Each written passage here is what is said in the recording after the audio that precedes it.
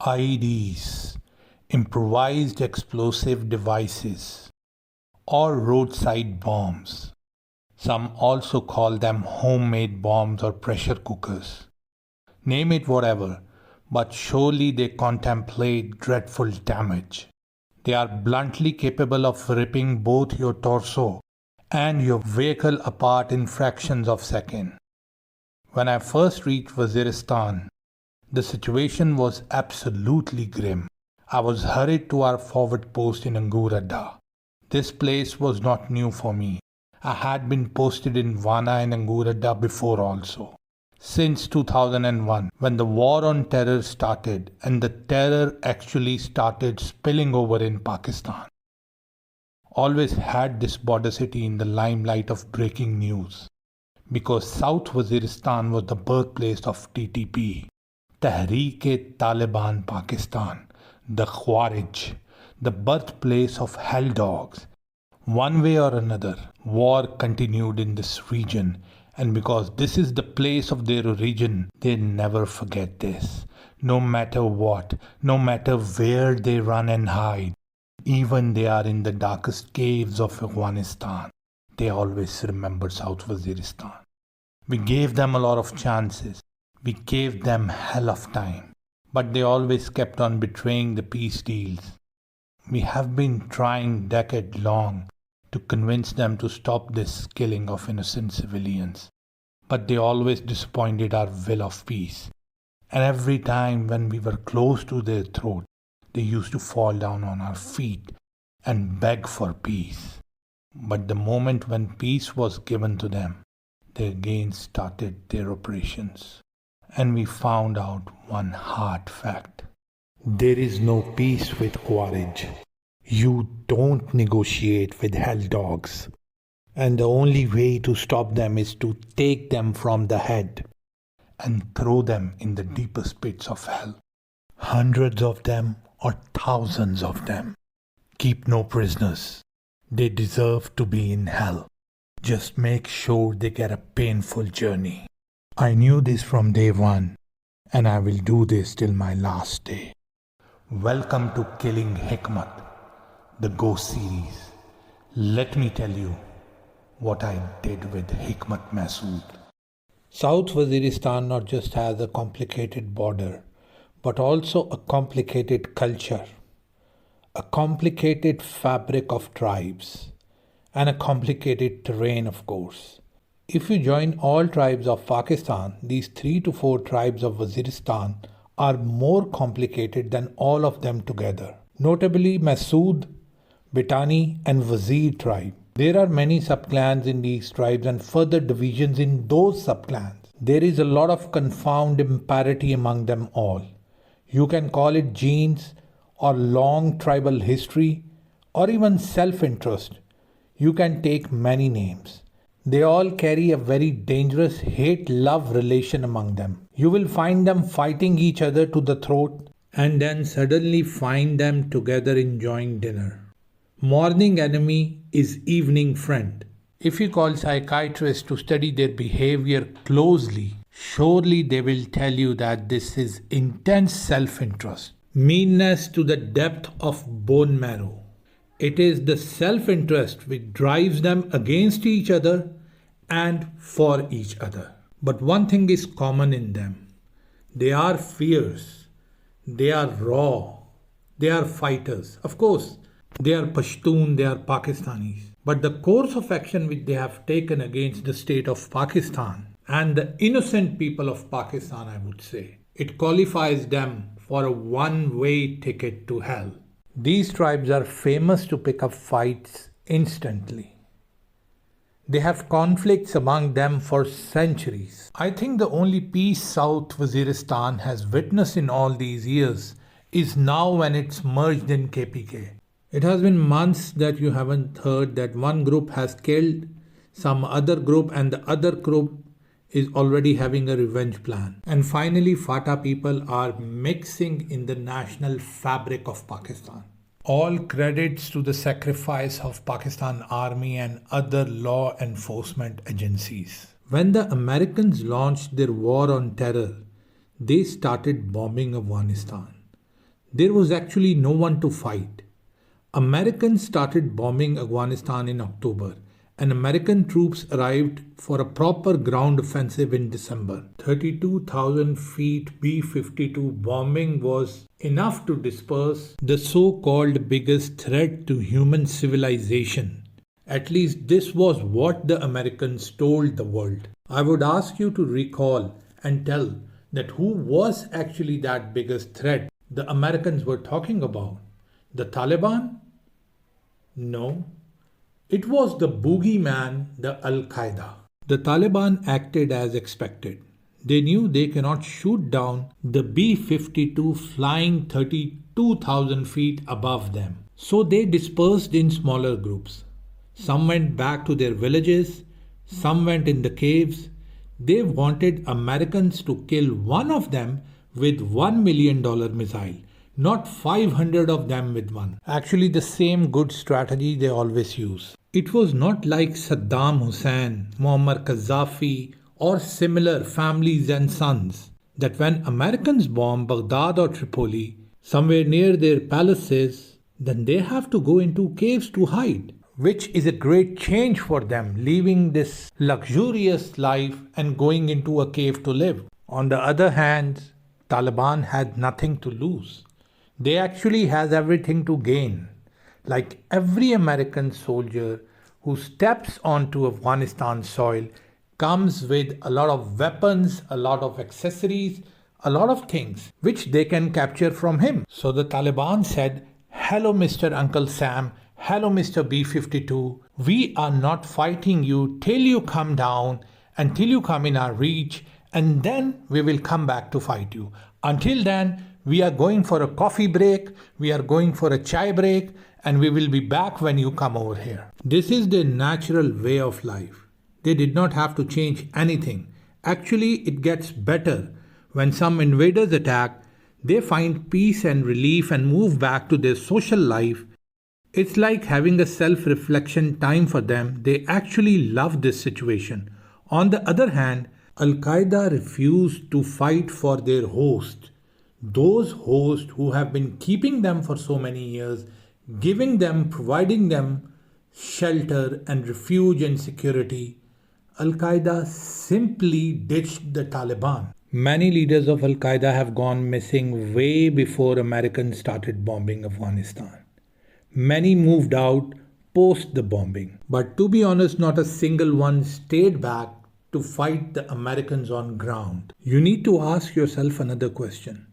Why did Al-Qaeda behave almost opposite like the way they behaved when Soviets invaded Afghanistan? Well, when Soviets attacked, most of Al-Qaeda was not even present in Afghanistan. Many chartered flights to arrive in Kabul and fight side by side their brothers in Afghanistan. They fought valiantly, no doubt. Russians were absolutely nuts at that time.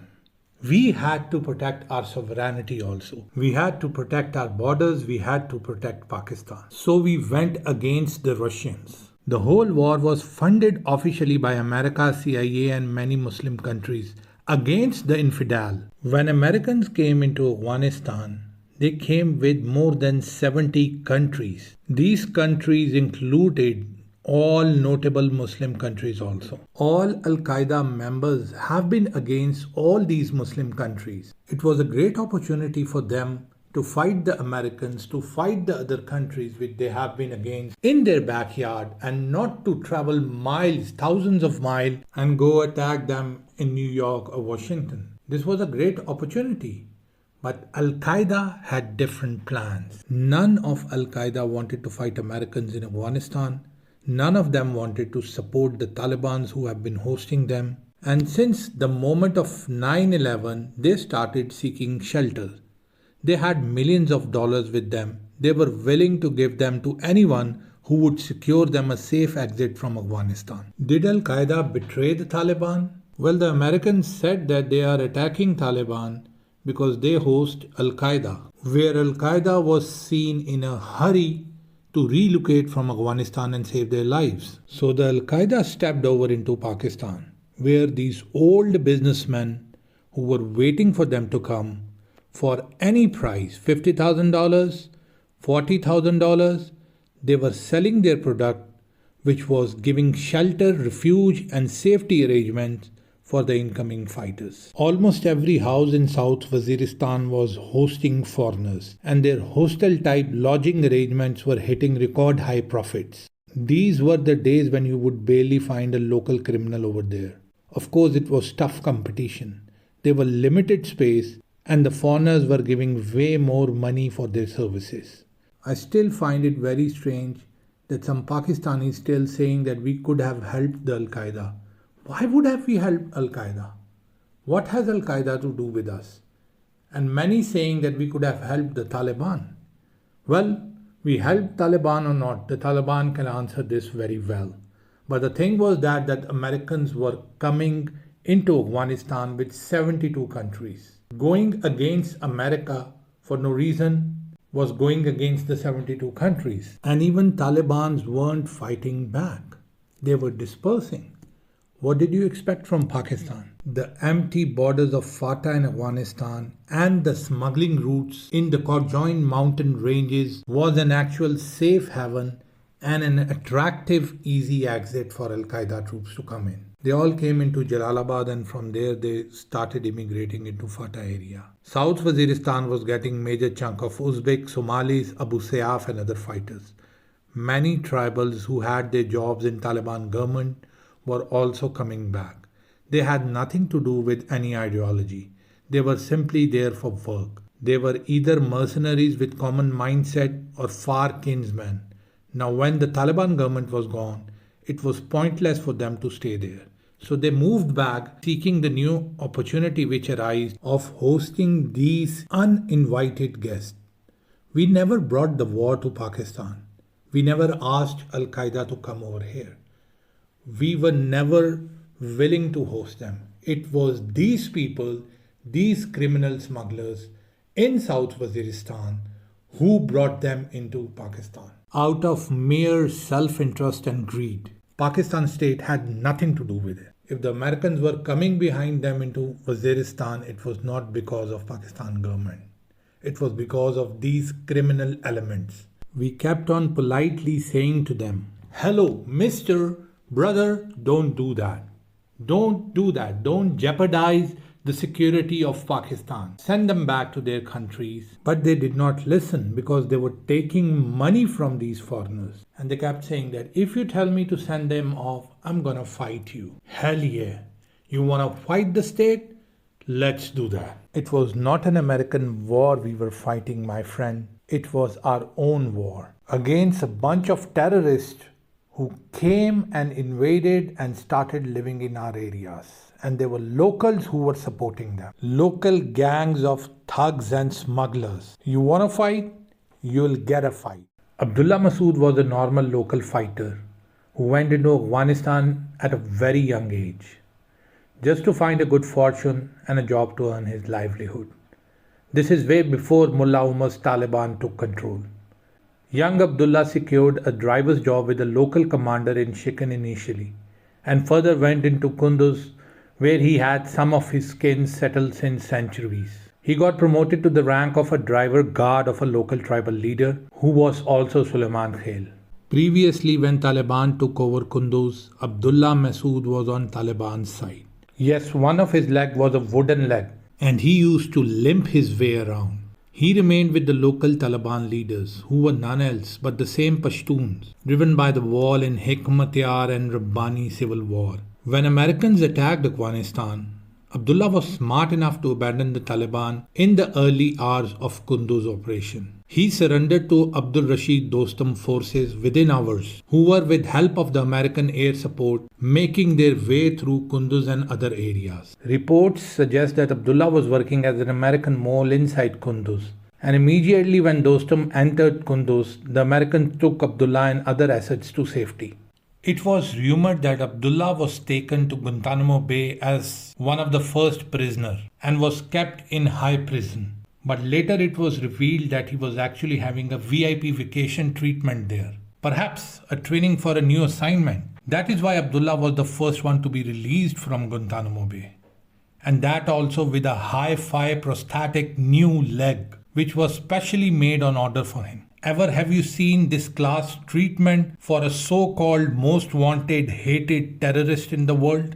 I bet you haven't. Abdullah's new assignment was to roll back in Waziristan and organize and prepare for Al-Qaeda hierarchy. Many of Al-Qaeda troops were already there, but they were disorganized. There had to be some local leader combining them together and forming a movement, supposedly Americans, but actually against the Pakistan Armed Forces. The plan was simple. Get these people into the tribal area of Pakistan and start destabilizing Pakistan from within. Pakistan had or has nothing to do with Al-Qaeda. Al-Qaeda people used to live in Afghanistan. They fought the Soviet war over there. They had nothing to do with Pakistan. When Americans started bombing Taliban, these dudes, the Al-Qaeda dudes, they started coming into Pakistan immediately. Weren't they supposed to fight for the Taliban who were giving them refuge for so many years? They did not fight a single day, a single hour.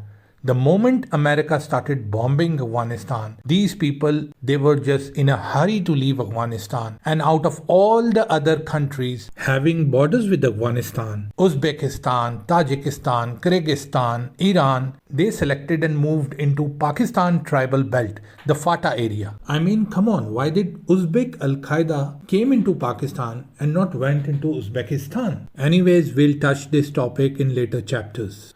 Al-Qaeda was being relocated into Pakistan's tribal belt.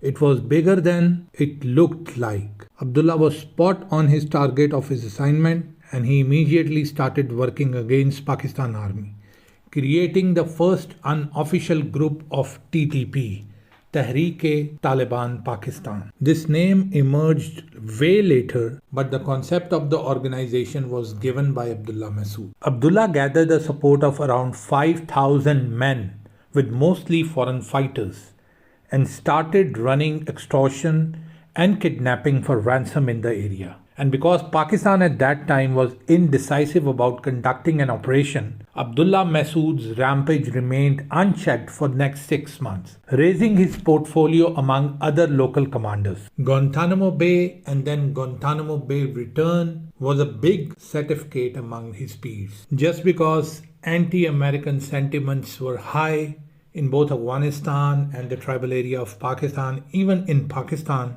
no one noticed how come Abdullah came back so quickly from Guantanamo Bay? And how come Americans let him loose and that also back to Afghanistan and Pakistan?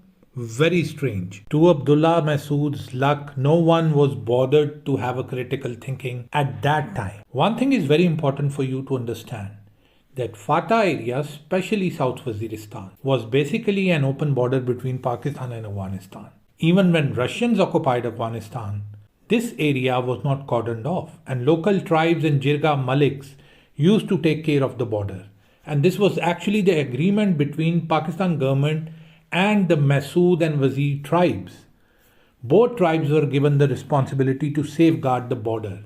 And in return, they can have their own policing, judiciary, decisions, unlike other states which acceded to Pakistan, like Kalat, Sawat, Bahawalpur. These additional concessions were only given to FATA, and in return, they just have to protect the border from external threats, if any. Most elite from these tribes were engaged in business related to Afghan transit big time, non-custom trading, bound for Afghanistan to qualify for no tax on landing and then roll back into Pakistan to be sold on a lower price, smuggling of goods, mostly commodities from Pakistan to Afghanistan, while some were also involved in criminal activity. FATA area provided refuge and safe haven to many criminals from across Pakistan. Drug smuggling, poppy cultivations, all these were done under the patronship of local Maliks, and that also for decades, like last 60 years. Pakistani law was not valid in this area. They had their own law, their own system. What we considered smuggling, they considered trade. It's like two different countries. Like if Pakistan convicts someone and he runs to England, our government will request English government to extradite that person involved in that offence. We will also provide them the court order of verdict and also all necessary evidence to consider the request. It doesn't end there. After all this, we need to have an extradition treaty with that country. Otherwise, the human rights clause in their law doesn't allow them to hand over that person to us. Not all offenses come under Interpol Red Warrants domain. Now, what used to happen here was if law and security agencies were seeking someone who took refuge in Fatah, the local office contacted the federal agencies who contacted the Maliks, the tribal leaders in the concerned agency. This did not happen frequently or on normal criminals hiding there, and was done for a really high profile criminal. Normal thieves, drug lords, killers used to get easy refuge in Fatah against a monthly subscription fee. Yes, a monthly subscription fee for providing them refuge and for providing them safety. This was the business they knew.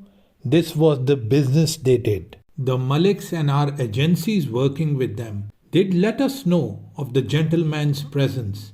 And when some wild day the guy wanted to have a fresh air back in Pakistan, most of the time our agencies were tipped off and the guy used to get arrested in our domain.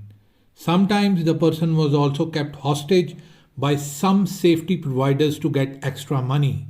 And sometimes the rival gangs back in Pakistan used to pay the Malik to themselves kill the person they were keeping safe on a higher value, on a higher price. And at many occasions the rival gangs were even taking revenge safari trips to Fatah for getting the job done by themselves, by their own hands. All this has nothing to do with religion, nothing to do with Sharia. It was pure business. It has nothing to do even with the Taliban. It has nothing to do with the Al-Qaeda. The only reason Al-Qaeda was brought into Pakistan was to destabilize Pakistan and pull Pakistan into the war.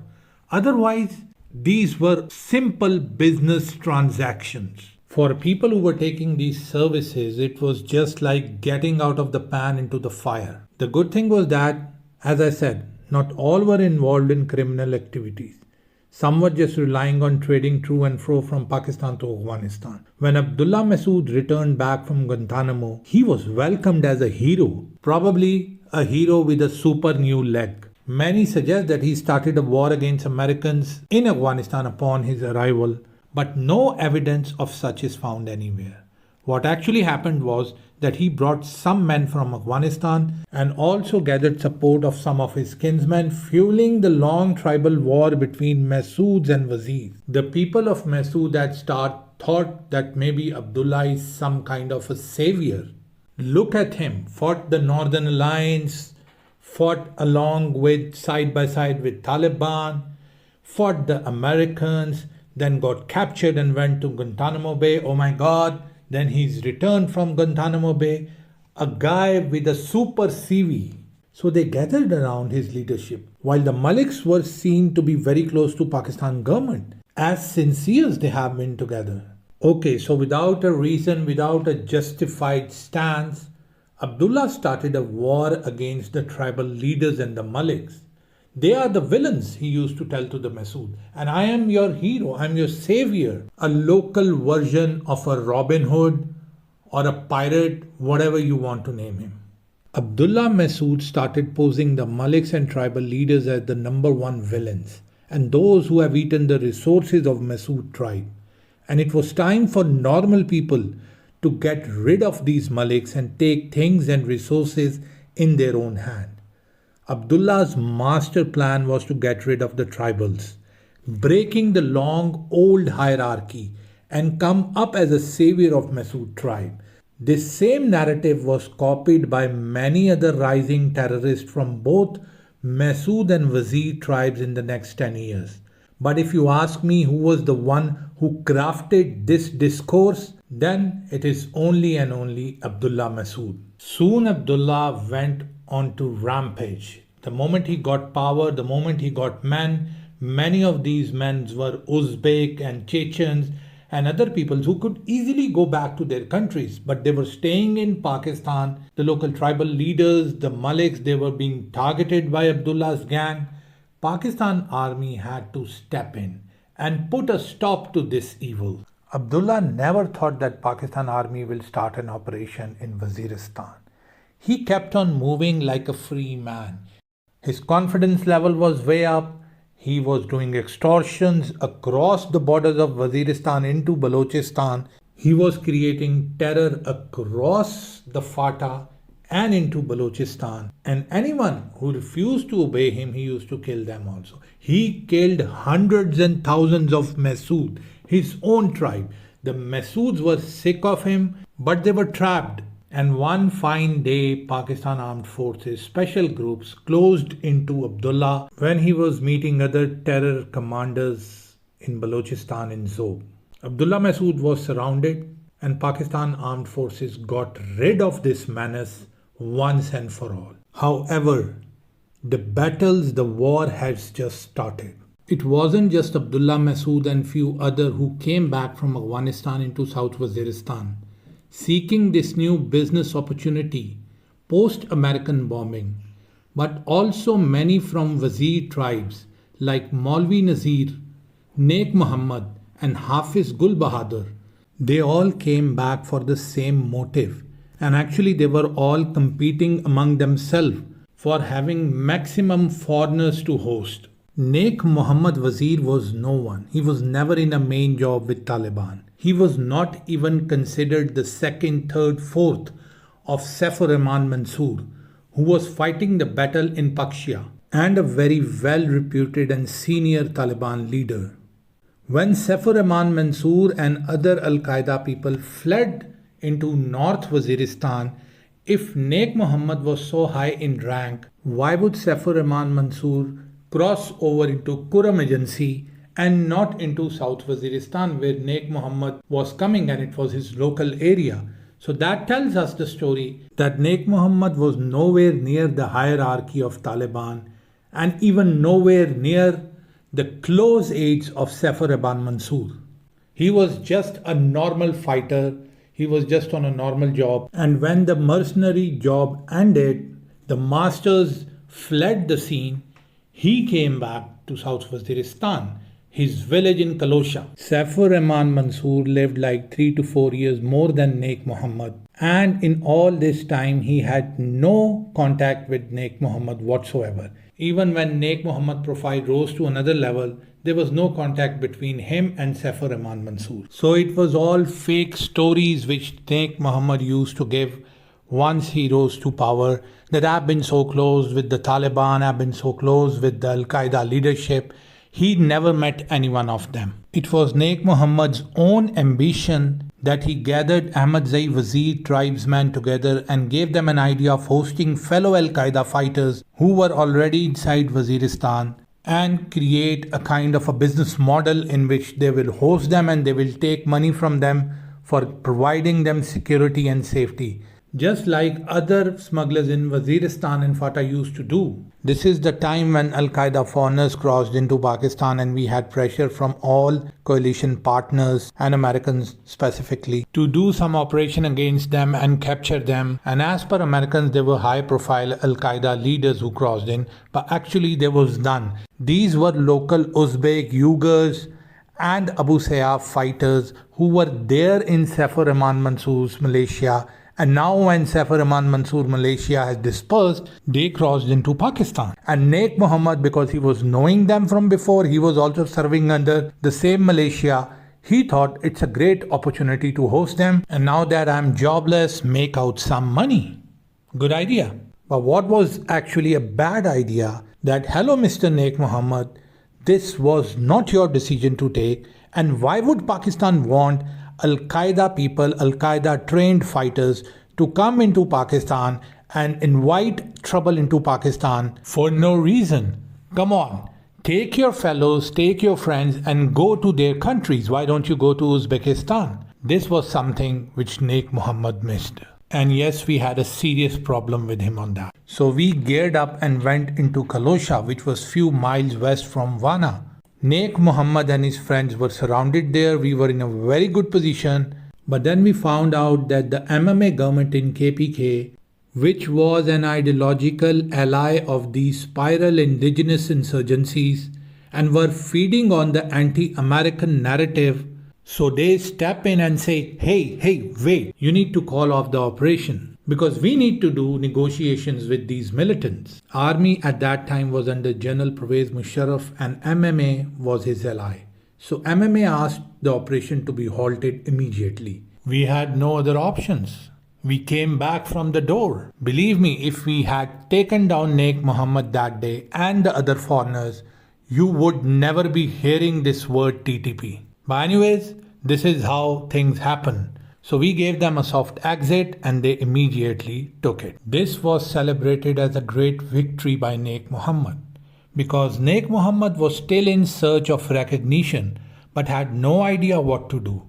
Naik Muhammad was also suffering from split personality syndrome and a massive anger issue. He was a crackhead, to be honest. I've seen him in 2 meetings. At times he would do things that he regretted later and had to apologize many times. He was like a baby who would break the game if he loses. Or even if you don't listen to him, he will still break the game and say that I don't want to play. And just a moment later come back and say, please, can you play with me? This was Naik Muhammad. Naik Muhammad was so excited that when FC was moving back, Naik Muhammad ambushed them and martyred many of our soldiers as they were not prepared and did not know what to do, either to fight or not to fight. Pakistan government's indecisiveness cost us the lives of these soldiers. Right after this incident, Operation Kalosha 2 was launched. And we made a list of 70 high-value targets, including Naik Muhammad Wazir and Haji Sharif, the second in command. After a couple of days, Naik Muhammad realized that he stands no chance, and he was smart enough to judge the resolve of Pakistan Army at that time, and also that his objective was already achieved. He pushed his apologists for a peace treaty. Okay, so we were stopped again. And MMA pulled their head out again to pressure Islamabad to cater this request. The operation was stopped while Naik Muhammad was now attacking pro-Pakistani patriots, Maliks and tribals with the help of foreign fighters of Tahir Uzbek and Hassan. These dudes and their fighters were really professional and they were fighting for their own survival. The Maliks and tribals were no match to them. Both these fighters were paying Naik Muhammad for their refuge and protection, and Naik Muhammad was on the moon using them against all his enemies and potential contenders. Naik Muhammad has taken advance payment for many years, which later he told Pakistani government and army that he needs to pay these foreigners as he has taken so much money from them. And would you believe Pakistan army paid this money to Naik Muhammad to be given back to the foreign fighters so they can go back to their countries and leave us alone. Naik Muhammad did not pay a single dime to them. Also, he never told them to leave. This guy was very shrewd to his interest. He was an example of a perfect con man. In the first 2 days, some targets in Shikin were also neutralized, and Naik Muhammad was called to Shikin peace deal while telling him that yes, we recognize his authority and will listen to his request, but in return, he has to listen to ours. Naik Muhammad only request at that time was money. He wanted money in simple and power. And if you go through Shikin agreement, you will see that Naik Muhammad was given everything. He was paid 1 crore rupees at that time when dollar was on 45 rupees.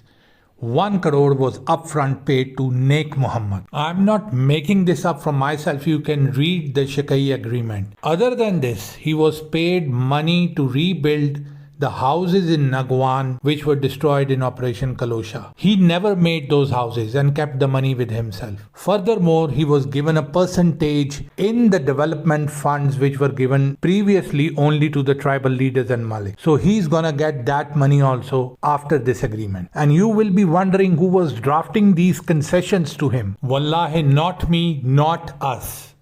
The MMA, the provincial government of KPK, Muttahida Majlis-e Amal. This was everything Naik Muhammad has ever wished for, maybe more than that. And now he had recognition from Pakistani government, he had the funding from them, he had the go-ahead to lead the tribes, his fighters swarmed from all directions. Naik Muhammad became a local celebrity, with one time having 100 cars convoy. Wow, this was the time Naik Muhammad double-crossed everyone. The Americans, Voice of America was frequently taking Naik Muhammad's interviews and funneling him millions of dollars from CIA. Naik Muhammad did not hand over or repatriate any of the foreign fighters and kept taking safety money from them too. Even he had taken this money from Pakistani government to be handed over to the foreigners so they leave back to their countries, and Naik Muhammad said that he had to pay this money back. Pakistan government gave this money to him to be given back. But Naik Muhammad did not give this money to. Instead, he started getting rid of tribal elders and maliks of Wazir tribe. He was not just jealous of them but also wanted the fighters to come under his umbrella. Coming months, Naik Muhammad assassinated many tribal elders, and who was doing this dirty work for him was the foreigners. Tahir Yuldosh and Hassan Mahsam both were in Pakshia with Saifur Rahman Mansoor in Operation Anaconda. They came into South Waziristan on request of Naik Muhammad, and they were the so-called foreigners referred as Al-Qaeda. But both of them had nothing to do with Al-Qaeda or any of the towering leaders. Both had like 300 to 400 fighters each. They were the one who were providing Naik Muhammad the muscle arm against the local tribal Lashkar. This was local Wazir area for centuries. They had made tunnels, underground storages for long now. It was not easy for Pakistan army to go in and take them down when the provincial government is also supporting them in the name of peace. There was no such differentiation between local Wazir kinsmen and Naik Muhammad followers. The foreigners used to operate at night. When I first came to Wana, we were on special missions. By this time, the portfolio of Naik Muhammad has risen, and he was frequently giving interviews as a celebrity. He was the favorite child of Voice of America, and they were channeling millions of dollars to him. He has support of die-hard foreigners whose existence was dependent on Naik Muhammad's life. He had gathered local fighters from every assassinated tribal leader and Malik. Pakistan army had peace deal with him and giving him all the funds which they used to give to the tribals to keep the area calm. If there was one man ruling South Waziristan at that time in 2004, even for a short time, it was Naik Muhammad. You can see what Naik Muhammad promised Pakistan army in Shikin agreement. He fulfilled nothing. Let me tell you some of the clauses. All funds of reconstruction and rehabilitation will be channeled through Naik Muhammad. They will not participate in any terrorist activity. Their fighters will act as Lashkars if Pakistan army requires operation against any other terrorist. No Wazir will harbor any foreigner, and Naik Muhammad will pay the money they gave to him to keep them in the area and make sure they leave. If any of the Wazir tribe is harboring a foreigner, Naik Muhammad is gonna take action against him. No government facility or asset will be damaged, and those who damage will be handed over to Pakistan army. Naik Muhammad will provide the security to the Chinese and other government workers and contractors working on projects in South Waziristan. Fund money will be paid to Naik Muhammad also for his services.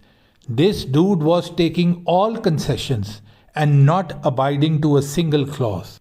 What was worse that Naik Muhammad infiltrated into Zob Balochistan and started encroaching on Kakad's land. As in those months, Naik Muhammad was the only so-called Pakistani government representative, so no one opposed him. He went into Branchkili and Sambaza while making exit routes in Afghanistan. Zob became the first exit for Naik Muhammad and Al-Qaeda whenever they had a tip-off that Pakistan army would come and check the presence of foreigners. They used to sneak into Zob, and in Zob they used to go up into the mountains of Toba Kakad and hide there for few days while their cronies were roaming around in South Waziristan. These mountains in Balochistan are very similar to those in Tora Bora. Zob has 3 mountain ranges interlocked with each other. Toba Kakad on west, Sindhgarh on south, and Kohe Suleiman on the right. The axis is very complicated with caves and tunnels shared between each other. What Naik Muhammad did not know is that we knew about his exit routes and we were present in Zob all the time. However, to our bad luck and to their good luck, we had 0 engagement orders. But we knew soon Naik Muhammad will grow over his size and, knowing his personality, lose his balance. We waited for that time. Soon Naik Muhammad went out of Shikai deal. He was a psycho person, as I said. If he is in a bad mood, he will literally smash every agreement apart. The time was now upon us. After having passive American support, Naik Muhammad went wild. He used to listen to no one. He was having high money which he could not spend like a normal rich person. He started hating everyone. Money loses its value if you are living in a cave. To irritate Pakistan army, he asked foreigners to move in broad daylight and create rampage and terror on anyone who refused to listen to their orders. He asked for extortion from fellow Wazirs, Kakards, Mehsud, even Shiranis in south and Banuchis way up in the north. We were watching him closely. On the Afghan side, he started a parallel government, influencing the Afghan Wazirs and even blackmailing and pressurizing the same Americans who were receiving the funds. So I said to Major, soon the time will be up and we will be receiving the orders to take down this idiot. Few days later, a Pakistan army convoy was attacked by foreigners and Hassan Mehsud was killed. And then we rounded up Tahir Yildosh and his fighters in Zob. They left us with no choice. They used to attack our convoys and our allies in South Waziristan and run back to Zob thinking they are undetected. What they did not know was that we were sitting here all the time for them with Kakad Lashkars, never having engagement orders, but now we had those orders too. You wanted to test our patience, right? This is what you get. Naik Muhammad's time was short-lived and many said we took him out. Many said it was his own clan, Haji Sharif, as he had become a big liability on them. Many also said that it was an American drone which killed him. One thing is clear, that it wasn't me.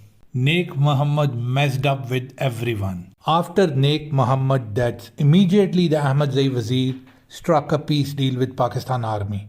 And Maulvi Nazir, to whom you might refer as a good Taliban, which he was not, took over the Wazir faction. While some thugs and smugglers of Mehsud declared their own faction under Baitullah Mehsud.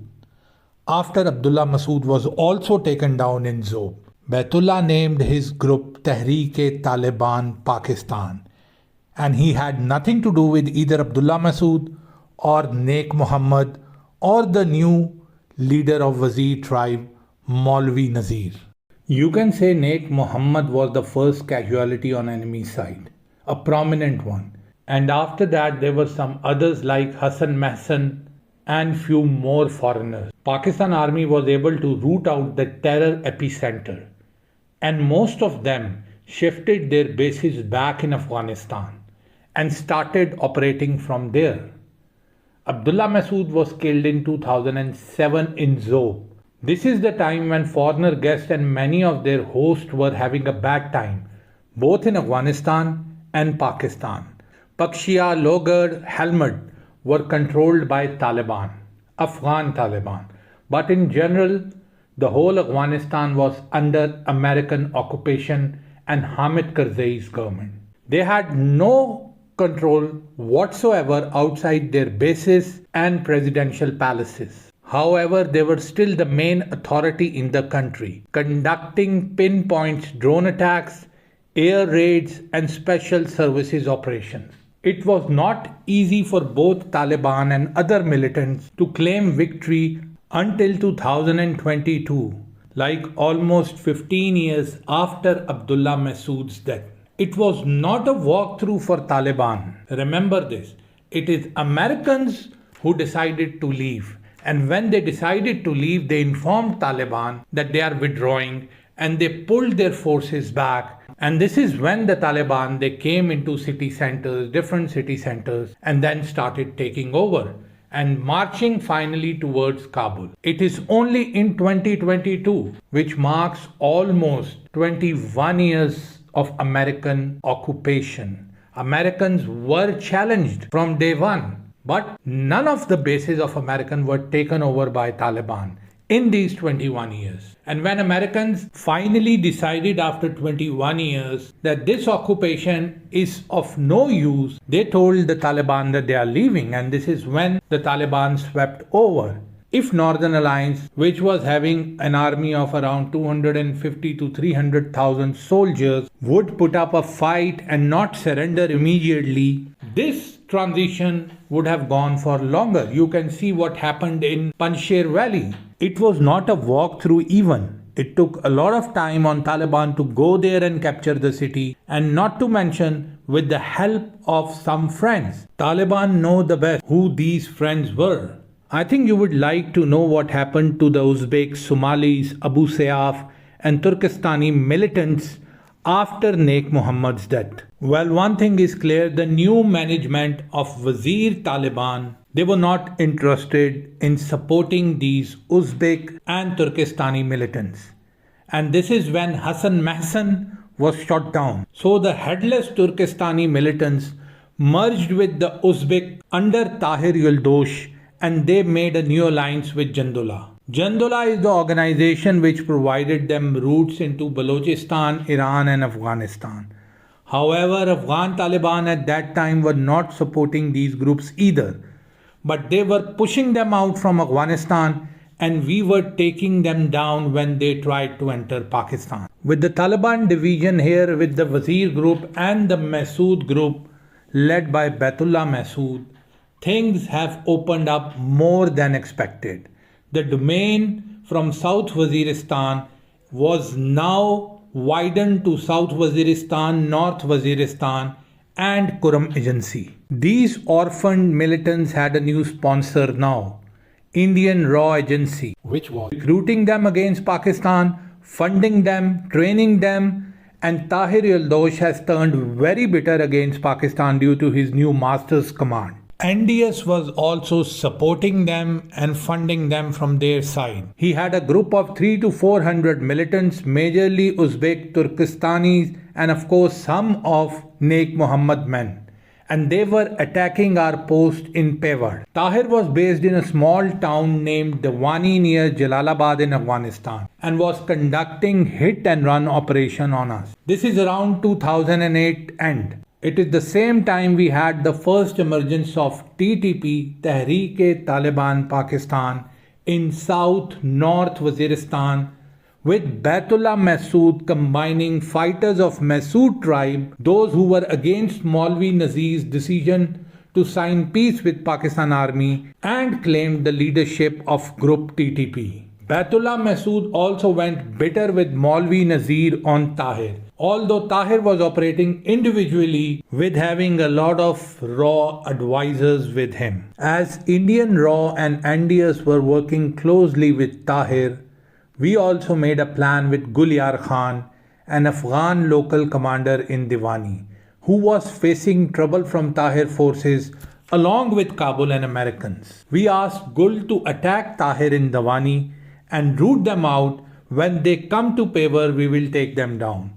Although Tahir was using this route many times and attacking our Ali Mangal post frequently at this time of the year, when Gul attacked them, we were waiting for them on our side. They never showed up. We even had a unit waiting at Parachinar, but even there the Uzbek militants never showed up. It came to our notice that Tahir was also tipped off by RAW. They knew very well that we will be waiting for them and they changed their plan. But where did they go? No one knew. Neither Gul Khan nor us. We thought that they are in the Afghanistan side, and Gul Yar Khan thought that they are in Waziristan, probably North Waziristan. We conducted search operations for the next 3 to 4 months. North Waziristan, Kuram Agency, South Waziristan, but we could not get any clue of them. Where did they vanish? The only thing we could do was to remain vigilant and be patient. Patience pays off. It was after few months we came to know that some Uzbek militants were seen in Toba Kakad caves. Can you imagine? In Toba Kakad caves in Zob, Balochistan. For months we have been finding them in Fatah, and Gul Yar Khan was finding them in Afghanistan, and they were hiding in Zob, Balochistan. This is when we came to know about the Jandala connection. We were surprised how could they move into Zob undetected. Probably they went into Zob from the other side of the mountain range from Afghanistan, or maybe they crossed the north-south Waziristan to reach there. There is a possibility. Well, what matters is that we got our man. We gathered information and found out Tahir is having around 400 bodyguards at all times, and to get him we need to pass through these die-hard 400 men.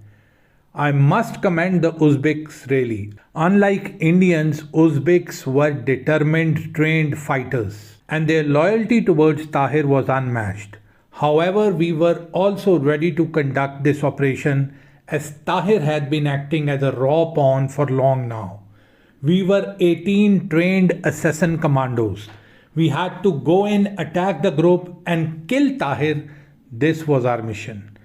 Many of our covert operations, when you hear that militants were killed in safe havens, remember none of that militant moved or moves alone. They are always with 400 to 500 men. This is the minimum which they carry. So it is not one terrorist was roaming in the street in Afghanistan somewhere and someone came and killed him. It doesn't happen like this. You need to fight hundreds of men, take the high value target out. Same was the case here. We were 18 men. We made our plan and we were ready to strike Tahir and his men. The battle was good. It lasted almost 4 hours. I myself got 2 bullets in this operation. And I remember pulling Tahir's shoulder off from the bone in the hand-to-hand combat with him. It was really a good fight. Uzbeks tried their level best to save Tahir, but Alhamdulillah the battle ended with Tahir laying dead in front of us with more than 70 of his militants. The rest of the militants retreated in caves. Our objective was achieved and the militants were on the run, so we called FC Frontier Corps to come in and make the sweeping operation on them.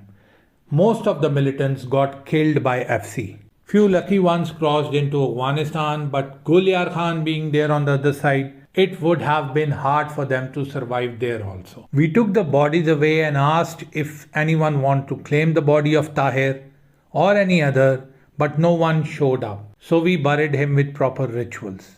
This marked the end of Uzbek militancy in Fatah area. Moving to Maulvi Nazir. After Naik Muhammad's death, Maulvi Nazir took over the group of Ahmad Zai Wazirs and signed a peace treaty with Pakistan Army. This was the time he was also referred as the Good Taliban. Nazir had fought alongside Afghan Taliban. He had very good links with them.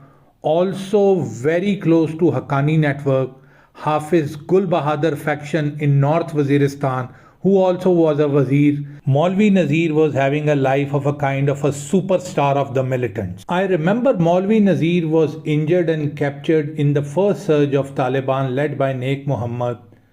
But when we signed Shikai agreement, he was freed. The Mehsud faction after Abdullah Mehsud was in search of a leader and they wanted to attack Pakistan Army, which Nazir did not want to. So Mehsud faction raised Baitullah Mehsud as their leader, with Hafiz Gul Bahadur Wazir joining hands with Baitullah Mehsud. Wazir tribe is spread over into South Waziristan and also North Waziristan. Remember this, that Hafiz Gul Bahadur was from North Waziristan and not Wana. As of tribe he was under Wazirs, but operation wise he was working with Baitullah Mehsud very closely. This is around 2009 and a time of intense infighting among both TTP and Maulvi Nazir faction. Many times Maulvi Nazir was targeted, many times he targeted Baitullah Mehsud. As Nazir was closely connected with the Afghan Taliban and Haqqanis, he kept on supporting them by sending in fighters. Pakistan government kept on telling him not to do so, but he never paid attention. Nazir's network was now stretching from Wana into Pakshia, Zabul, Helmand and Kandahar. Nazir also continued giving refuge to Al-Qaeda leaders, not the Uzbek but the Arabs, whom he was previously in touch, including Ilyas Kashmiri, Abu Khubayb al-Misri, Usama al-Kinni, Ahmad Salim Suwaid, Abu Zaid al-Iraqi. These were all big respected names of Al-Qaeda. All were paying Maulvi Nazir for his protection. Many times Pakistan Army thought of reviewing their relation with Maulvi Nazir due to these two things. One, he was sending militants into Afghanistan. Secondly, he was protecting the Al-Qaeda. Things were getting strained with him. The good Taliban was not a good Taliban for us, but for himself. He knew very well that without support of Pakistan Army and the Lashkar support, he will not survive a day from Baitullah's men. It is true that Maulvi Nazir was instrumental in rooting out the Uzbeks from Wana. There had been a serious dispute between Tahir and Nazir on protection money. So Nazir kicked them out and they settled in Afghanistan, as I told you. This was also a reason of Baitullah Mehsud creating his own group, as he favored Tahir and Tahir favored him to attack Pakistan forces. So this incident added to the tribal rivalry for resources, and the infighting caused hundreds of people to die and thousands displaced from both sides. As Nazir was supporting Afghan Taliban against the American and Hamid Karzai coalition in Kabul, he was subject to American attacks. We told Maulvi Nazir not to behave like this and don't send fighters, Pashtun or Punjabi Taliban, but he did not listen and kept doing that. Wazir faction in North Waziristan under Hafiz Gul Bahadur remained ideological and tribe-wise under Maulvi Nazir, but he kept informing Baitullah Mehsud about Maulvi Nazir's whereabouts from his sources in South Waziristan. Baitullah Mehsud attempted at least 5 times on Nazir. Suicide bombings, IEDs, ambush. Nazir was saved every time by a miracle. Maulvi Nazir knew that if he goes against Pakistan Army, his rivals are gonna take him down in a day. He would not be able to survive. That is why he kept on siding with us, listening to us sometimes listening to the Taliban. He was on a confused track for next 6 to 7 months. This was a battle of self-interest for all parties. Whether Americans, Maulvi Nazir faction, Afghan Taliban, Hafiz Gul Bahadur in North Waziristan, Baitullah Mehsud or Tahir Yuldosh. Well, we also had to safeguard Pakistan interests. One fine day, the Americans took down Nazir in a drone strike. Well, you might think it wasn't in our favor, as Nazir was balancing Baitullah Mehsud faction. Well, honestly speaking, this was not the case. There was no good Taliban in FATA. They were more or less all the same. Smugglers, blackmailers, extortionists, thugs, assassins, militants. Wallahi, good for nothing. Not good for Pakistan, not even good for their own people, not even good for their tribes. Maulvi Nazir grabbed power and influence from tribal elders and maliks by assassinating them. Same way Naik Muhammad did, or Baitullah Mehsud. When it comes to harboring foreigners, Maulvi Nazir did the same like others. After Nazir's death, Bahlol Khan became Wazir faction chief. But the power shift definitely went towards northern parts of southern Waziristan, and Baitullah Mehsud emerged as the undisputed TTP leader, with having around 10,000 militants spread across South Waziristan, North Waziristan, and Kuram Agency. Hafiz Gul Bahadur Wazir officially merged into TTP. 2008 and 2009 will be the bloodiest years for Pakistan, with Baitullah Mehsud launching war on Pakistani civilians with strings of suicide bombings and on our forces with IEDs attacks. This was the first time I heard about Hikmat Mehsud, Baitullah Mehsud's main man, improvised explosive devices responsible for martyring thousands of our soldiers. Baitullah Mehsud was a master fraud. He was known to use child soldiers. They used to kidnap the family and then send their teenage sons for suicidal missions. At the start of the operations, they sent 4 kids barely 8 to 10 years old to one of our unit which was passing by. The kids asked for water, so our soldiers let them get closer.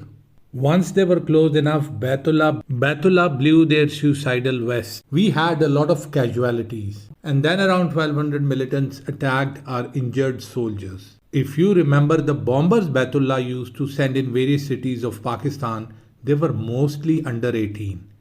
The guy was a disaster for his own tribe and his own men. Baitullah Mehsud was a perfect example of a hell dog Khawarij. He had no regard of human life, no regard of any religion. I don't even think he was knowing the basic principles of Islam. He will use children and women for covering shield. He would attack children of people who would disagree with him.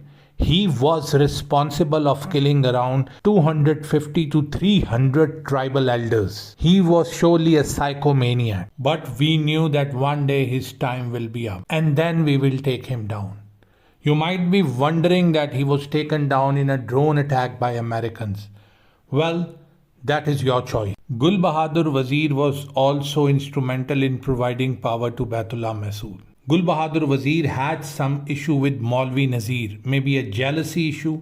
Although both had almost no tribal support and experience, both assassinated local maliks to jumpstart their careers, but one took the Wazir tribe leadership, and that was Maulvi Nazir. Hafiz Gul Bahadur knew it's difficult for him to take control of South Waziristan Wazirs. So he thought, if it's not me, it's not him either. That is why he started supporting Baitullah Mehsud. Tehreek-e-Taliban Pakistan was officially established in December 2007.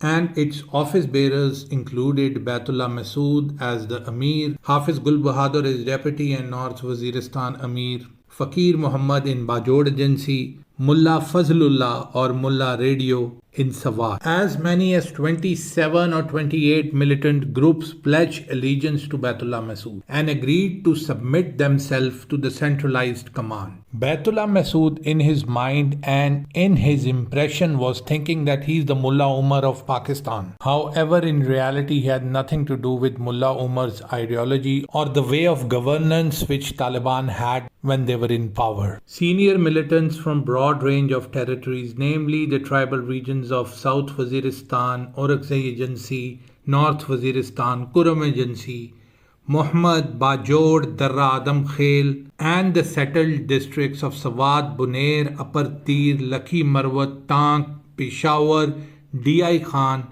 attended the meetings. The TTP thus served as an umbrella organization covering all FATA and large area of KPK.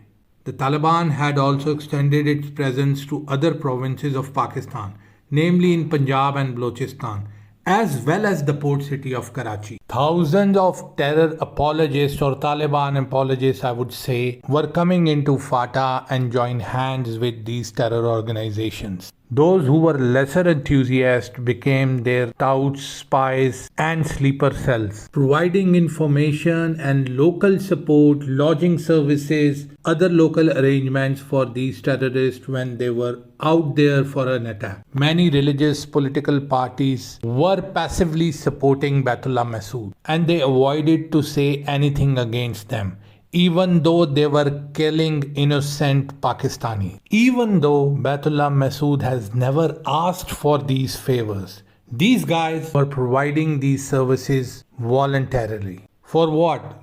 Was Baitullah Mehsud a Khalifa or the President or the Prime Minister of Pakistan? They simply did not know anything about him. And they thought that maybe this will make them safe from Baitullah Mehsud's suicide attack. In 2008, Baitullah Mehsud kept attacking Pakistan Army in South Waziristan, but he was more involved in the infighting with Wazir tribes, notably Maulvi Nazir.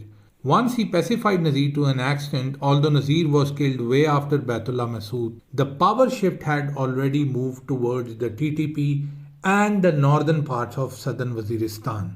Baitullah Mehsud had more fighters, more connections with the Taliban in Afghanistan. He had very good connections with the Haqqani network.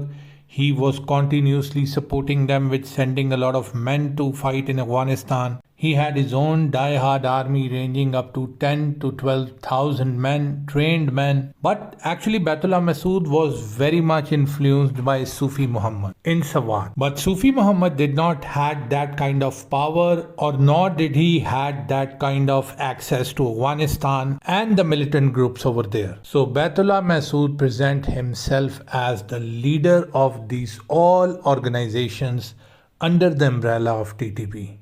He successfully achieved this target. He adapted a lot of things from them. He imposed the tax, which was actually the extortion calls. Like, come on, it was like, hello mister, you need to pay this much amount money and this is the tax we are imposing on you. And you need to pay that. What is this? A tax system or something based on some formula?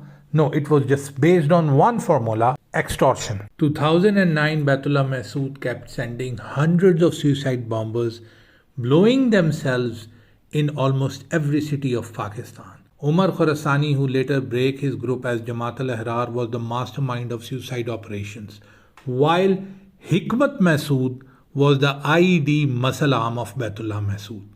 Hikmat Mehsud was based in Afghanistan and he came into Pakistan through Torkham border, mixed into Afghan refugee camps, conduct recce, plan, install, hit and run back to Afghanistan, and after 2 to 3 months re-emerged. We got his profile up into our hit list, but it was very less known about him. But what we knew was that Hikmat's IEDs were martyring our troops massively. I was present in Zob when I was briefed about him and moved back to Wana.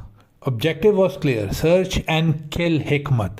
Angur Adda post was badly hit. Hikmat was a well-protected raw asset and he was protected by Indian commandos and also NDS, additional to his own 200 to 300 men. We knew that if we have to break Baitullah Mehsud's back, we need to grab Hikmat by his neck. And this was actually my mission, and this was the reason I was present in Wana now. But before that, I will tell you the dynamics of Afghan visitors coming into Pakistan and the blunders we have done recently. We had two major border openings with Afghanistan, Torkham and Chaman. What was noticed that 42% of Afghans who enter Pakistan through visit visas come to meet their relatives. Well, this is what they say. But as other countries, we have no such mechanism to track or verify those so-called family members they claim to visit. Others mostly say they are here for some medical treatment. I personally would say another fake reason. Most of the visitors stay up to 1 month and return back to Afghanistan, but keep on coming in almost every 2-month period. Nangarhar, the main troubled province of Afghanistan and the safe haven of TTP, today contributes 32% of all visitors. This shows you how they operate. They mix with regular visitors, come in Pakistan, do recce, locate target, engage target, go back to Afghanistan. What blunders we made that we opened 5 additional border points with Afghanistan, yet again in our one-sided brotherly gesture. Barogi and Dora Pass in Chitral. Paver. Yes, I told you about Paver just few minutes back. So Paver in Kuram Agency, Angur Adda, yes, another trouble post in South Waziristan, and Gomal crossing. Why did we open these 5 additional border crossings? No one knows. But actually what has happened is that Pakistan Army built a fence to stop terrorists coming in from back doors, while the political government opened the main door for them with generous visa process, having no checks whatsoever. And that also in those specific troubled areas known for the illegal entry of terrorists for years. Well then, when we have an incident, we start asking questions. Where did these terrorists came from? Well, the answer is very simple. They came from the border with a valid visa. When I reached back in Wana, it was 2008 end. I was taken to Angur Adda post immediately. The morale on our post was very low. Angur Adda post has been attacked numerously in the last week. TTP has attacked the post and martyred 7 of our men, including 2 officers. I met our commanding officer and came to know Hikmat had been seen in Shikin, the Afghan city across the border from Angur Adda, And they also have up to 50 RAW operatives present with him in his compound. But as per our policy, we were not allowed to pursue the enemy on Afghan side. And this is what they were doing. They used to attack and run back into Afghanistan, fully knowing that Pakistan armed forces will not pursue them on Afghan soil. Their confidence was so high that they had their all command apparatus set up in Shikin, right at an arm's distance to us, but of course beyond our firing reach, in front of our eyes. My commanding officer asked me, what is the plan? I told him plain and simple. We need to go in Afghanistan and drag this Khawarij back to Pakistan. We will make him and his men sit on the IEDs and blow them, so none of their men plant an IED again. Well, many times we have to go by the rules. So what was actually decided was to sit like a duck and hope that when next time they attack us, we have Hikmat present in that group, so we can take him down. The chances were low, but what else we could do? We had clear orders not to pursue them and also orders for maximum constraint in replying to their attacks, even standing on our posts. Early morning we received the negotiators and some common friends. They came up to our post and put forward some absurd demands on behalf of Hikmat. They stayed with us for some time, had lunch with us and left. My commanding officer told me that there will be an attack tonight. And I was like, why are you saying that, sir? We just met their representative. They seems to be nice, peaceful people. He said no. They came for recce. They were here to see our strength. And now that they know we are only 19 troops on this post, so they will attack us. So let's prepare. And we started preparing for the expected attack. I was happy that tonight either it will be me or Hikmat. Major Shujaat was martyred last week. He was my close friend, a brother to me.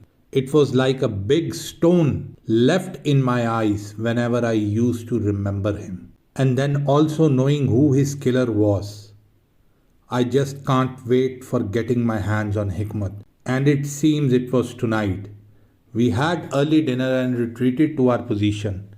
It was just an hour before Fajr call for prayer that we noticed some movement from Shikin. Approximately 80 terrorists were racing in their vehicles toward the buffer zone. They stopped their vehicles 1 kilometer away from our post, got on foot and started proceeding in 4 groups towards our post. We could tell the attack would be in 3 directions, with 1 unit providing the cover. I told my men not to open fire till I fire. Hikmat was a very special commander. RAW had trained him very well on VOIDs, suicide vests, IEDs especially. He was a master expert of his work. He was the genius behind the insurgency, you can say.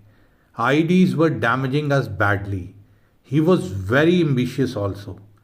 As he was a Mehsud, he thought he had all capability and capacity to replace Baitullah Mehsud.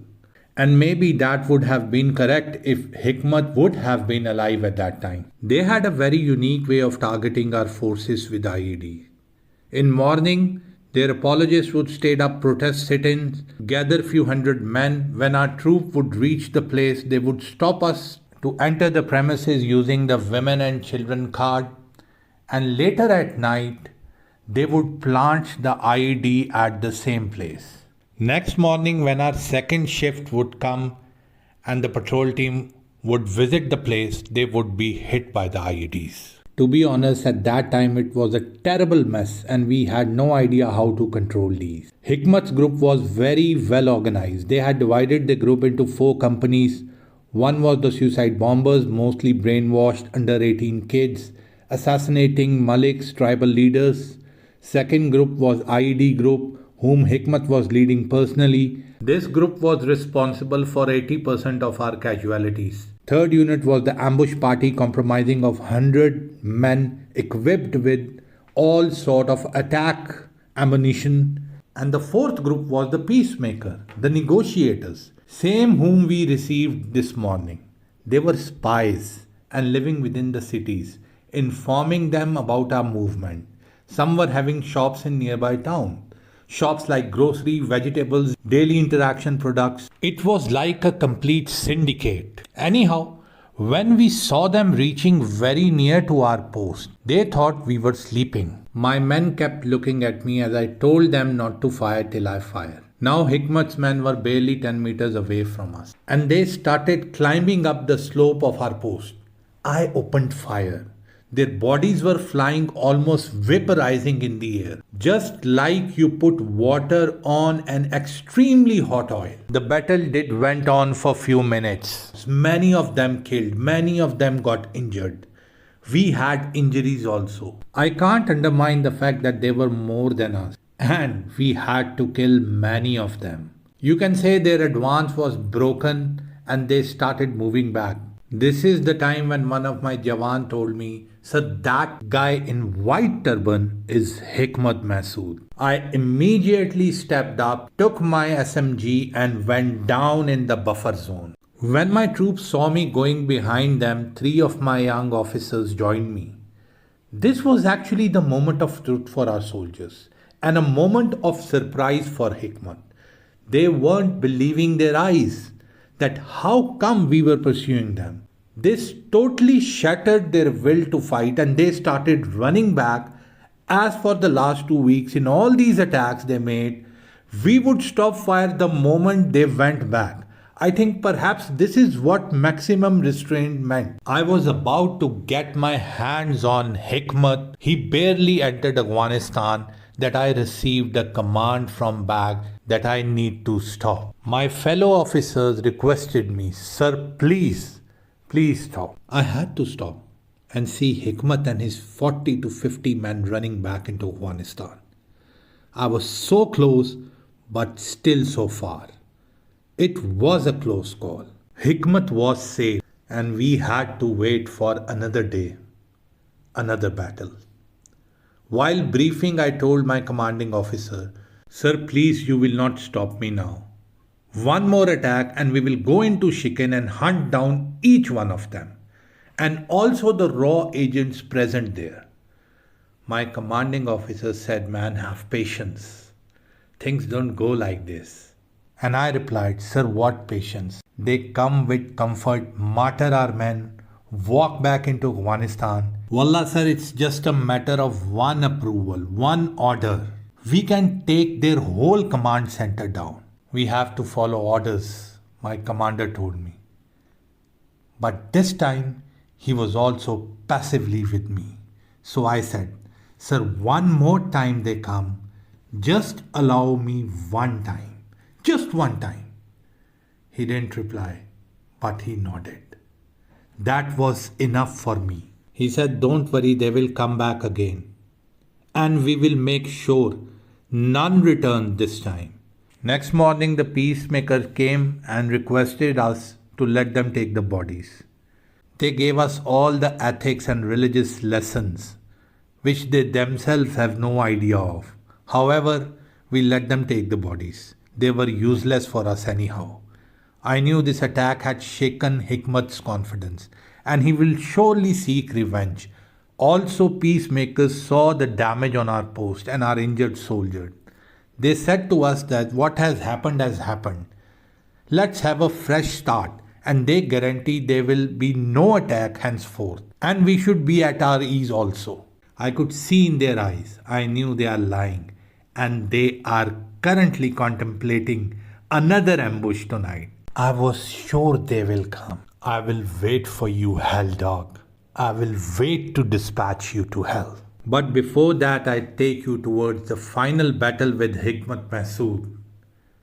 Let me take you forward few years and also tell you about Hakimullah Mehsud. After Baitullah Mehsud was killed, Hakimullah Mehsud took over as TTP Amir. Hakimullah Mehsud was as rough as a Khawarij Baitullah Mehsud was. Many similarities but few differences also. Hakimullah did not have the personality disorder like Baitullah. He did not want it to be regarded as Mullah Umar of Waziristan. One should imagine the retardedness of these Khawarij, that they declare their rule in 7 to 8,000 men in some remote mountains of Waziristan, and immediately named themselves Khalifa of the whole Pakistan, declaring war on Pakistan Army and Pakistani civilians. Hello, disillusioned morons. When Pakistan will come behind you, you will have no place to hide. Hakimullah Mehsud once said that he will wear bangles if Pakistan Army will ever get closer to Kanigurum, a village near Ladakh, South Waziristan. Hakimullah himself was from Kotkei, but his forces were present within Makin. They used to run up to Shawal Valley whenever they used to get an info that Pakistan Army is closing in. His movements were known to us. Kanigurum, Makin, Shawal, our Markhors were long entrenched in these areas. It was a matter of time and, to be honest, our temperament of tolerating his idiot bravados. Well, one fine day, time was up for him and his close 45 men. Some say the drones were flying in the sky. The compound where 45 of his men were present was hit by a drone. Were recovered and buried, but some do say that although the bodies were pretty burnt in the drone attack, but Hakimullah Mehsud did have a hole in his head. You can say it might be a sharpnel one, but locals pointed it to be a bullet wound, a pistol wound. It is unnecessary to get into this, how Hakimullah and other 45 men got these bullet wounds. In fighting, ambushed, Hakimullah Mehsud was dead to confirm what happened. But one thing was confirmed. You don't attack Pakistan Army and then find yourself safe behind your thousands of men. No matter where you hide, no matter who supports you, no matter which agency is funding you, if you ever dare to touch one of our soldiers, we will come back for you, my friend, and you will find our hand on your neck out of nowhere. Coming back to Angur Adda post, this time they were very predictable. Around 400 hours, 4 a.m. in the morning, as expected, we saw 60 to 70 terrorists approaching our post. They were coming in similar formation. But this time I was not in the base. Yes, we were 25 meters inside the buffer zone. And I told my men that no one is supposed to hit Hikmat. I promised myself I will avenge Major Shujat myself. I will not be worth my salt if Hikmat returns alive tonight. Around 4:15 a.m., 15 to 20 men passed our positions. I signaled my team to take vertical position. I was waiting for Hikmat to cross, so he has no way whatsoever to run back in Afghanistan. I kept praying to Allah that, dear Allah, please allow me with a chance to catch this hell dog alive. Around 4:28, I started firing. The moment I opened fire, my team also started firing. There were flashes coming from everywhere. It was a carnage, a mayhem. You can say a kind of a massacre. I'll be very honest with you, we have been up to our necks. We had no plans to take any prisoners. We wanted revenge and we were there for revenge. They had no idea where the fires were coming from and from how many directions. They were so panicked and ill-trained, I would say, that they even started firing at each other. Within 20 minutes, enemy guns were silent. Next day, the peacekeepers came in to collect their bodies. Hikmat had 2 holes in his head. We were more than happy to return their bodies. And they left without saying a word. Not a single terrorist was captured alive. Not a single terrorist was left to tell the tale. Same day later, it was revealed that 9 people were also killed in Hikmat's compound in Shikin, Afghanistan. And many locals said that they saw Hikmat Mehsud in Shikin early morning. The RAW operatives reported in their daily log that they had met Hikmat 6:30 a.m. that morning in his compound in Shikin, whereas our gunfight ended completely by 5 a.m. How did Hikmat body was present on our post? Or let me rephrase the question for you. How was Hikmat seen in Shikin at 6:30 when our gunfight supposedly killing Hikmat ended at 5 am? Well, to understand this, it is important to listen to the version and timeline of events given by Indian RAW agency. Now what I will be telling you is raw version of events. You can judge what happened yourself. The gunfight was intense. We were actually taken by surprise. Pakistan Armed Forces were sitting way ahead of their base, something we were never expecting. There was at least one Pakistani officer and 4 soldiers within Afghan territory. We never expected such a preemptive strike by Pakistan. The moment we passed them, we were struck with intense fire from all sides. We totally lost our control for some moments.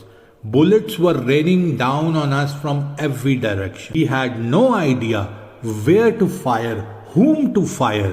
If we fired at right, we received fire from above the post, from our back, from our left side. Within few minutes, 25 to 30 of our men were laying dead there, and most of other men were injured. We immediately abandoned our advance and retreated, running back to Shikin. There was no point. Our people on border gave us cover fire and we barely saved our lives, getting a sigh of relief. I was there with Hikmat at his place till 6:30 am and appointed 5 RAW Commandos outside his place. Around 6:40 I left for our main communications center, and before I left I saw 4 to 5 of close Hikmat aides present with him within the compound. His brother-in-law, his brother and 2 of his close friends. Hikmat was totally saved in the gunfight as Hikmat was way behind the group which was ambushed. We could never imagine that there will be someone coming behind us from the other side of the border, and Pakistani soldiers will cross in into Afghanistan and stay there for hours to take down Hikmat. The ghost was among them. They attacked Hikmat house. They killed our 5 commandos, went in and killed all 4 Hikmat close aides, dragging Hikmat alive right from under our nose to the Angur Adda post. We wanted to stop them but had no support from remaining Hikmat men. Some were injured, some did not want to die. On our side, we already had 5 of our commandos down. High value casualties. 5 commandos dead. This was a major blow for us. Going in for a confrontation meant risking more men. And if Pakistanis would capture any of our commando alive, it would jeopardize our whole covert operation. We kept seeing them, 4 soldiers with 1 officer, all fully covered, were taking Hikmat away in a dreadful manner. First the officer kept dragging him from his hair, then he tied his hands and dragged him with the rope. Hikmat fell on the ground, but the officer kept dragging him. All we could do was to stand and watch. The Pakistani officer knew that we are watching him. He kept on waving towards us and calling us and mocking us, something which made me remember the Kargil war. But in disgust, humiliation and anger, we kept standing there, watching them taking one of our biggest assets, for whom we have worked for the last 4 to 5 years. Well, it was good if it ended here, but it doesn't. The officer, when he reached up his post, he tied Hikmat with a tree, just under Pakistani flag, and asked us to come and take him from there. Hikmat kept shouting for help for the next 3 to 4 hours. Less he knew, it was not just us who wouldn't go up to save him, but not even his own men. As I explained before, the strength of Pakistani soldiers on the post were 17 to 18 men at that time. But it was a matter of high risk and the will to fight, which was present nowhere. After 2 hours, the officer said that he will now kill Hikmat if we don't take him back in next 5 minutes. Hikmat pleaded for help. We remained unmoved. We already had received messages from our command to immediately evacuate all our men and 5 bodies of our commandos to Jalalabad. I was on the phone with Jalalabad consulate that I heard 2 pistol shots. The officer busted 2 holes in Hikmat's head and let the body collapse at the same point. That was the last time I saw Hikmat, and we left immediately for Jalalabad as we had to respond to our casualties inquiry. While few weeks later, when I met one of our source in Shikin, they told me that they received the body of Hikmat tied at the same position with 2 headshots. While the Pakistani soldiers kept looking at us with plain, blank, emotionless face when we were taking down the body from the tree. They told us to sign some documents, returned all bodies to us, offered us to have lunch which they were taking. Of course we refused, and we came back with the bodies. This was the raw version of killing Hikmat event. Yes, Hikmat's body was handed over to the local tribals from our Angur Adda post. He had 2 holes in his head, pistol bullets, not assault rifle. And many residents of Shikin confirm they did see Hikmat tied shirtless on Angur Adda post, crying and pleading for help. Perhaps there can be a misconception or misunderstanding. From whom it happened, it is now on you to decide. I did what I was tasked to. I took revenge of Major Shujat and hundreds of our men who were martyred by Hikmat's IEDs. Hikmat was killed in late 2008, and soon after a few months Baitullah Mehsud was taken down, and then Hakimullah Mehsud and many others. After death of Hakimullah Mehsud, Maulvi Radio, another hell dog, Maulvi Fazlullah, he became the Amir of TTP, and he was based in Sawat. I guess it was time for some Rahe Rast. Hikmat Mehsud was dispatched to hell. The hell he deserved. The hell he remains. Killing Hikmat, audiobook by Sariyaz ends here. You can watch the series in Urdu on Sariyaz website or our YouTube channel. Thank you very much.